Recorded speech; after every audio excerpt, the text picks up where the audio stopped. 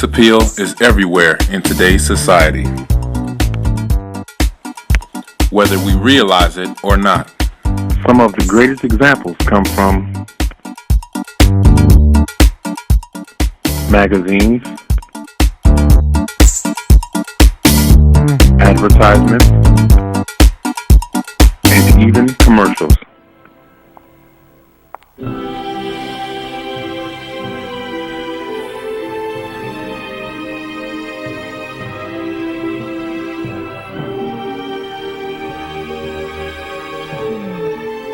That's the power of Pine-Sol, baby. Sex appeal has been said to be the face of advertisement and also plays an important role in getting the audience's attention. But what is sex appeal in advertisement?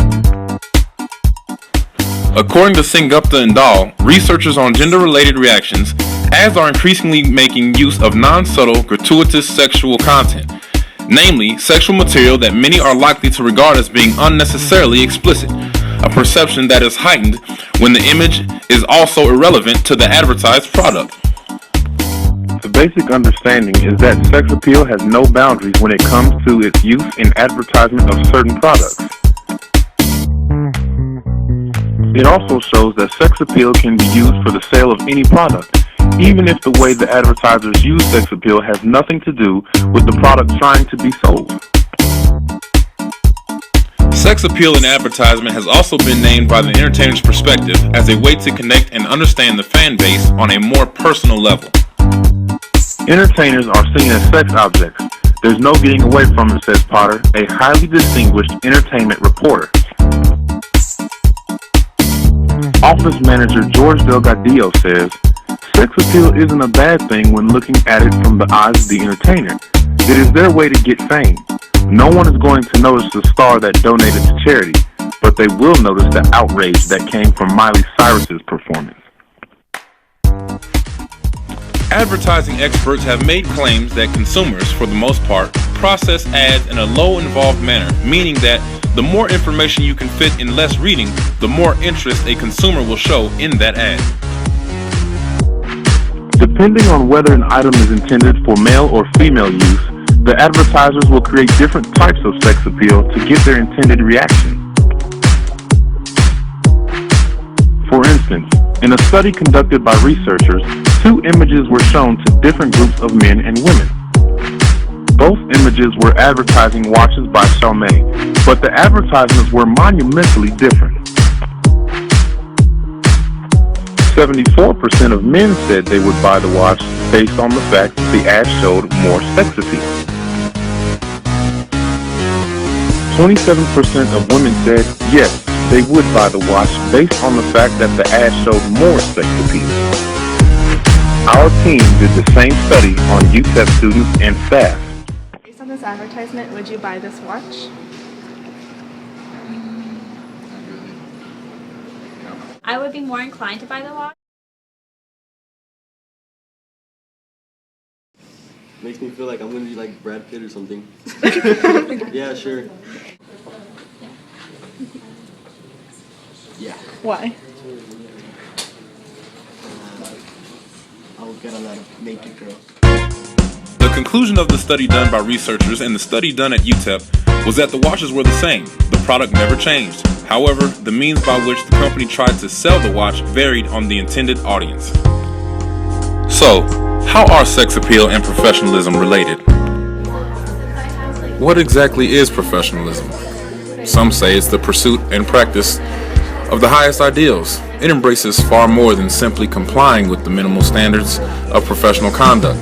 The essential ingredients of professionalism are character, competence, and commitment. This is the highest definition of professionalism and is interpreted to mean that an individual has to dress and give the appearance of the values they are trying to represent. This definition, compared to that of celebrities in society, is monumentally different. According to research by entertainment magazines, celebrities have a different sense of professionalism. Most can agree that in the entertainment world, celebrities will dress in the newest trends and most of the time go by what they see as appropriate for the situation. Many critics agree that celebrities will wear the clothes and fashion that will get them the most attention. This is largely in part to the fact that attention equals money. Experts often wonder about the effects of the different types of professionalism in today's society. A main concern of business leaders and those looking to hire individuals is how the younger generations will portray a business image. In the words of an office manager, piercings, tattoos, high-cut shirts, and low-cut pants, tight-fitting clothing, that's all popular in today's trends, but one thing I will not do is hire somebody who presents themselves in that manner. He continues by saying, it all comes down to understanding and interpreting professionalism, because that will give you the best understanding of the perfect business image. We implement a strong dress code and expect our students to dress in a professional manner, mostly because our staff is a representation of our department, says Felicia Brown, an office supervisor for Union Services at the University of Texas at El Paso. If our students appear to be dressed lazy, or in some cases raunchy, that impression comes back to the department. With an increase in the use of sex appeal in advertisement and entertainment, the controversy of whether or not it is appropriate has become widely known. Professionalism is something we all must take seriously because it is something we all have to face at some point in our lives. Though these recent trends might be popular, we must ask ourselves when it is appropriate and when it is not. One thing to do is ask yourself, is this appropriate? If your answer is even the slightest bit no, then do not wear it. Whether you are going to an interview for your first job, your dream job, or just going to work every day, always keep your appearance in mind. Remember that employers see you as a representation of their company, and they want you to look your best, so in turn, the company will look its best. Still wondering what is considered professional? Here are some quick tips to help you out. Low-cut shirts, low-cut pants, short skirts, and tight-fitting clothes are all inappropriate. When it comes to high heels, don't go too high. Know the difference between work and going to the club. Messy buns and big hair could also give the wrong impression. Make sure your hair is done nice, up or down, it's up to you. Never wear sandals or tennis shoes. General tips: cover all piercings and tattoos.